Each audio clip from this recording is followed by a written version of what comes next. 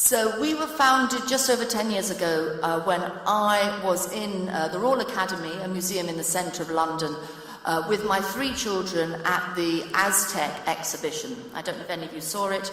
I had an older child and 2 younger children, twins, strapped in a pushchair.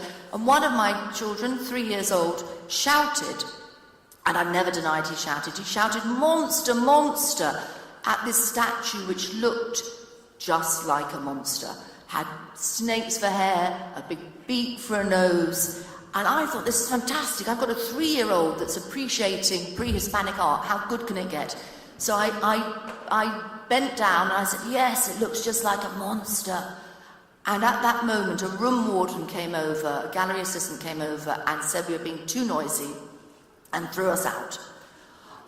Wrong family. I was at that time a journalist with the Guardian newspaper, and 2 days later wrote a big piece in the Guardian about being thrown out of the Royal Academy.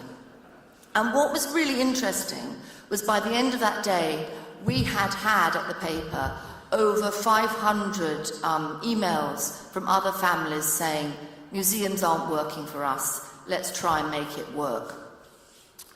So that's what we did. In The Guardian, we set up a campaign, we called it the Kids Museums campaign, but it didn't really exist. It was just a few pages, we ran loads of stories on it. I began touring the country, talking about how to make your museum family-friendly.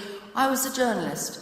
I was called in to see the then director of the National Gallery in London. I'll never forget this moment, when he called me in and said, we really like this Kids and Museums campaign, and we've been talking on our board about it, and we have some ideas of how we might work together, and I'd like you to take them back to your team.